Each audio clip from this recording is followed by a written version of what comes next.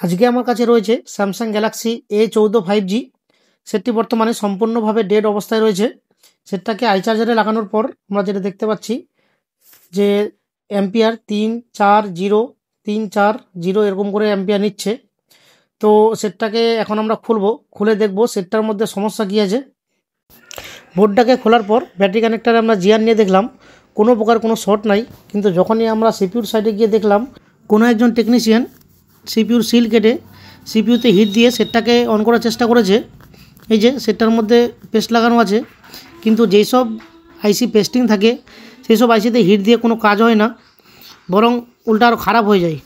যেহেতু সিপিউতে হিট মারা আছে তার জন্য সর্বপ্রথম সিপিউ রিবোলিং করে দেখব। তো সিপিউটা ওঠানোর জন্য আমরা এক সাইডের সিলটা কেটে নিব, যাতে সিপিউটা তুলতে আমাদের সুবিধা হয়।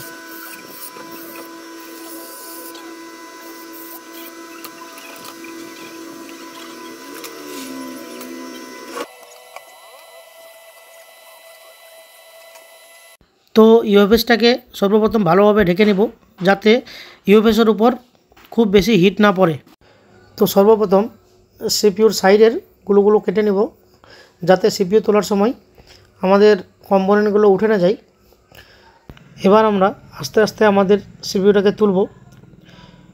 খুব বেশি জোর দিব না, খুব হালকা হাতে আস্তে আস্তে করে সিপিউটাকে উঠিয়ে উঠিয়ে দেখব আমাদের সিপিউটা একসময় ঠিক নিজে নিজে উঠে যাবে। এই যে আমাদের সিপিউটা উঠে গেছে। এবার ফটাফট করে আমাদের মেন বোর্ড থেকে বলগুলোকে ক্লিন করে নিই। বলগুলোকে ক্লিন করার সাথে সাথে আমাদের হালকা হালকা যে পেস্ট লাগা আছে, মানে গ্লু যে লাগা আছে, সেই গ্লুগুলো পরিষ্কার হয়ে যাবে। এবার ডিসোল্ডার দিয়ে পরিষ্কার করব। একদমই প্রেসার দেওয়া যাবে না, খুবই হালকা হাতে আস্তে আস্তে করে পরিষ্কার করতে হবে। প্রেসার দিলে আমাদের বোর্ডের যে বলগুলো আছে সেগুলো একে অপরের সাথে মিশে যাবে, তখন আমাদের ইউভিগুলো মারতে হবে। তো সেটাতে অনেক সময় লেগে যাবে, সেই জন্য খুবই আস্তে করে হালকা হাতে পরিষ্কার করতে হবে। আমাদের মাদারবোর্ডটি খুব সুন্দরভাবে পরিষ্কার হয়ে গেছে, কোনো প্রকার কোনো ছোটো বড়ো বল আমরা দেখতে পাচ্ছি না। এবার আমরা আমাদের সিপিইউটাকে ভালোভাবে রিসোল্ভ করে নিব। রিসোল্ভ করার পর আমাদের সিপিইউর মধ্যে যে গ্লুগুলো আছে সেগুলোকে আস্তে আস্তে করে পরিষ্কার করব। খুব হার্ডগুলো নাই, ইজিলিভাবে পরিষ্কার হয়ে যাবে। খুব হালকা হাতে আস্তে আস্তে করে পরিষ্কার করছি। এবার আমরা হালকা হাতে ডিসোল্ডার মেরে নেব, যাতে সিপিইউর বলগুলো সমান হয়ে যায়। তারপর আমাদের সিপিইউর মধ্যে যে কালো কালো বলগুলো দেখতে পাচ্ছি সেগুলোর উপর তার ব্রাশ মেরে নেব।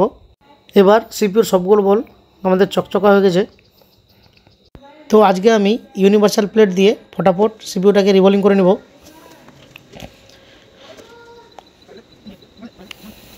রিবোলিং করার সময় আমি হিট রেখেছি 300। সিপিইউটা খুব সুন্দরভাবে রিবোলিং হয়েছে, একটাও বল আমরা ছোটো বড়ো দেখতে পাচ্ছি না, সবগুলো বল একদম খুব পারফেক্ট হয়েছে। এবার সিপিইউটাকে বসানোর পূর্বে আমরা বোর্ডের মধ্যে পেস্ট লাগিয়ে দেবো হালকা করে। এবার সিপিইউটাকে বসিয়ে দিলাম। সিপিইউটাকে বসানোর সময় লক্ষ্য রাখতে হবে আমাদের সিপিইউটা যে দিক দিয়ে বসানো ছিল ঠিক সেদিক দিয়ে বসাতে হবে। তাই জন্য যখন আমরা সিপিইউটাকে তুলব ভালোভাবে ওর নচ পয়েন্টটা লক্ষ্য করে নেব যে কোন দিক দিয়ে সিপিইউটা বসানো ছিল।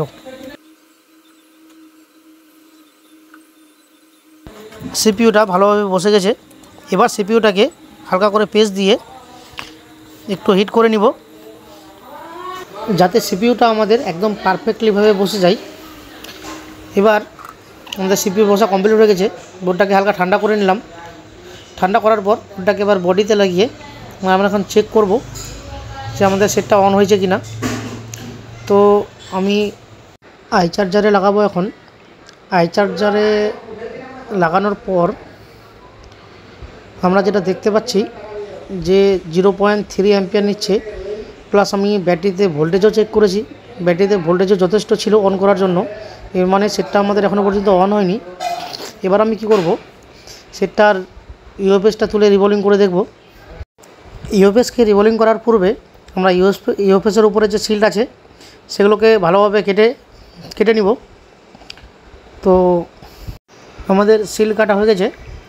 এবার হালকা একটু পেস্ট দিয়ে আমরা ইউএফএসটাকে তুলব।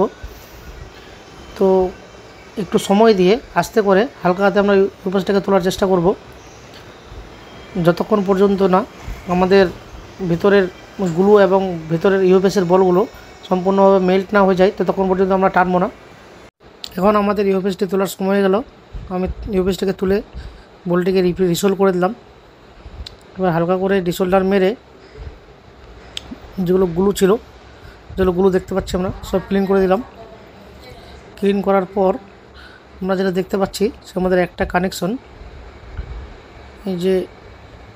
এই যে কানেকশানটা, প্রথম কানেকশানটা আমাদের ছুটে গেছে। এখন এই কানেকশানটাকে আমরা পাতলা জাম্পার ওয়্যারের মাধ্যমে বানাবো। জাম্পার ওয়্যারটি লাগানোর পর এখন ভালোভাবে পরিষ্কার করে তার গোড়ায় একটু ইউভি মাস্কিং করে দেব, যাতে আমাদের জাম্পার ওয়্যারটি না ছুটে। এরপরে ভালো করে আমাদের যে বলটা ছুটেছিল সেটা বানিয়ে ফেললাম। এরপরে আমরা ইউভি গ্লু দিয়ে আবার একটু গ্লুটাকে শুকিয়ে নিব। শুকিয়ে নেওয়ার পর ব্লেড দিয়ে স্ক্র্যাচ করে আমাদের বলটিকে রেডি করে নিব ফটাফট। আমাদের বলটি প্রায় রেডি। এখন এর আশেপাশের গ্লুগুলো পরিষ্কার করলাম। পরিষ্কার করার পর এবার যে আমাদের বলটি সম্পূর্ণভাবে রেডি। এখন আমরা মাল্টিমিটার দিয়ে বলগুলোর জিআর নিয়ে নিব, যে আমাদের বলগুলো ঠিক কানেকশন পাচ্ছে কি না। এবার আমরা ইউপিএসটাকে রিসোল্ভ করে এর উপরে যে গ্লুটা আছে, পেস্টটা আছে, সেটাকে পরিষ্কার করে এটাকে রিবোলিং করব।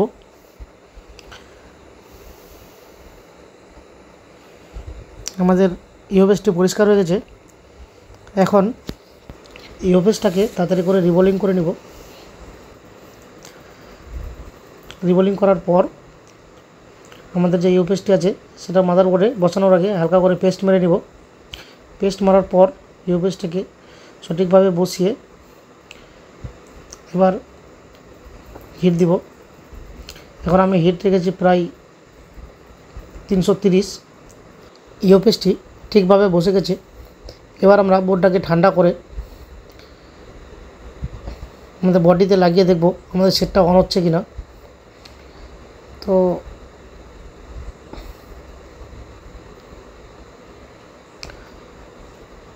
বডিতে লাগানো হয়ে গেলে এবার আমরা আই চার্জ দিয়ে দেখব আমার সেটটি অন হয়েছে কিনা। তখন 0.5, 0.3, 1.1 আমাদের অ্যাম্পিয়ার তো নিয়েছে, কিন্তু ডিসপ্লেতে আমাদের এখনও পর্যন্ত কিছু আমাদের সেটটি অন হয়ে গেছে। একটু চার্জে রেখে দিই, দেখছি আমাদের চার্জ বাড়ছে কিনা।